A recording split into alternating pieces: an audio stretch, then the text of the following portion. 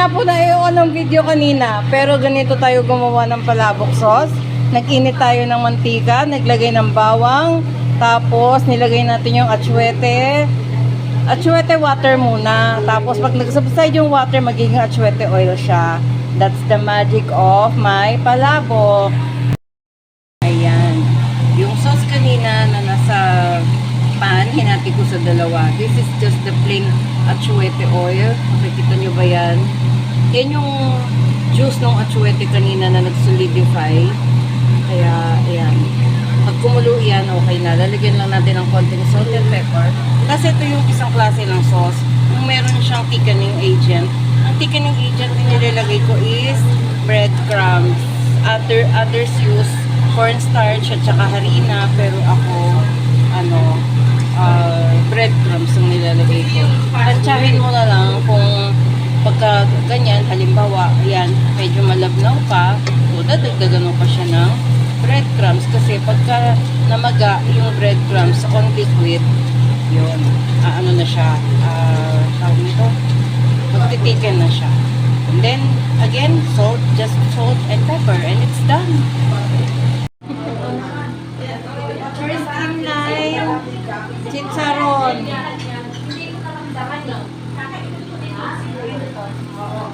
Sa kabila, meron tayong dalawang noodles.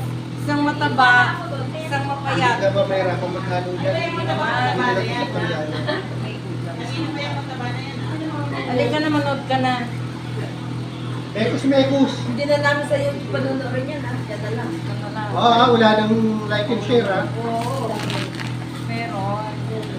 Wala nang subscribe, ha? Meron, parang awa niya na. Tapos, silagyan natin siya ng handful of tinapa flakes.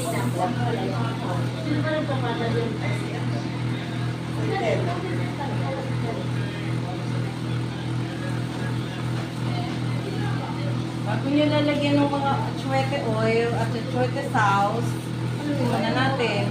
Kasi pag nilagay mo na yung mga liquid, mabubuo-buo yung mga ingredients. Kaya kailangan ganyan muna.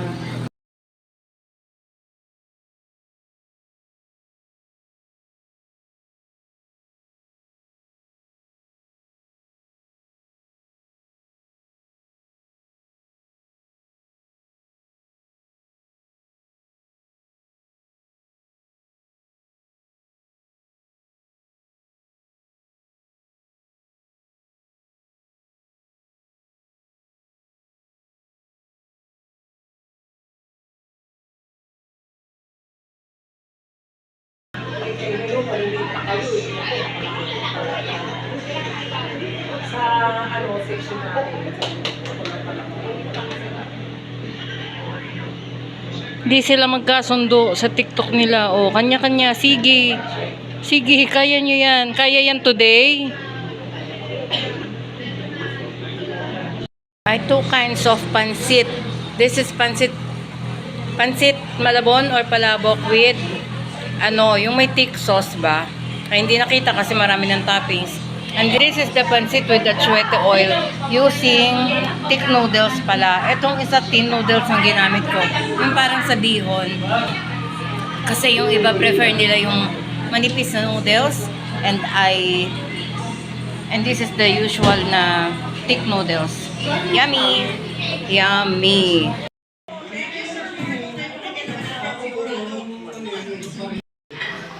Hazard ko, snack time before we go for an hour outdoor activity. Sana ganyan naman po yung katawan namin, nakaka-enjoy. Bumalik alindog siya. Ay, hindi ka nakarating doon sa ganito pa rin siya. Oo, diba? Ganyan na ganyan. Siya shaky yun. Shaky na siya. May 50 ka na? Ay, dami na Ay, bakit ganyan? Birthday ka po ba talaga? Kasi ganyan lang tayo. sa ano. Bowling area dito sa Splendido. Nagpe-prepare sila. Nagpapalit na lang palang uniform shoes para dito. Chika pwedeng gumamit ng ordinary shoes. Siguro merong special function para sa shoes. Ayan, pumipili sila ng ball. Pag-aangan. Abangan natin mamaya. Pagka nakaset na ang mga pin,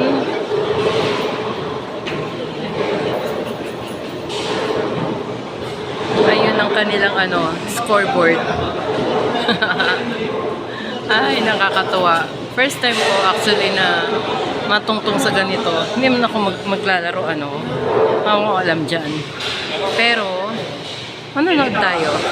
Para hindi computer games lang napapanood natin.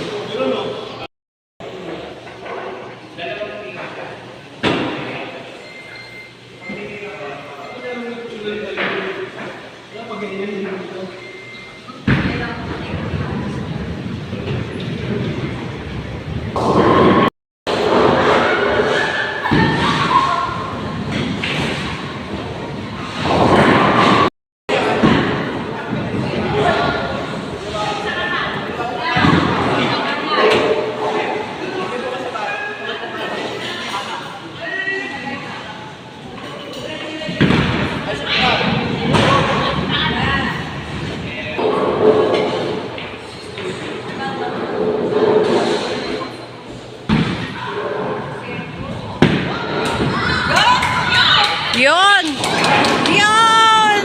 Oh, galing!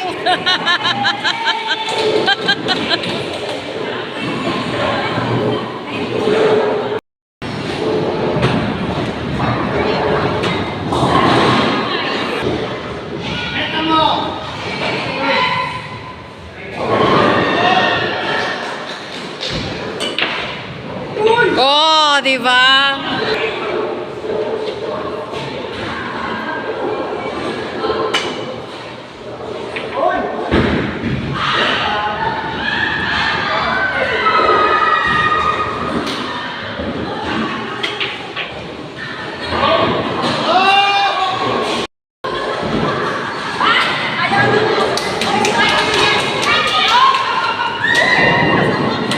Scoreboard.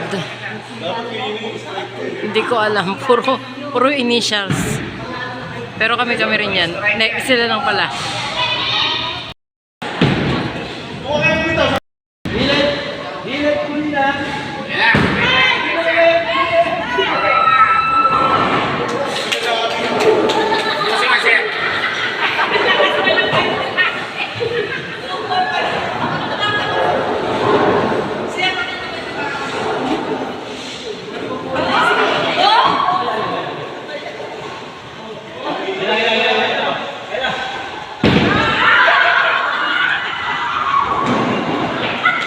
Nabitiwan.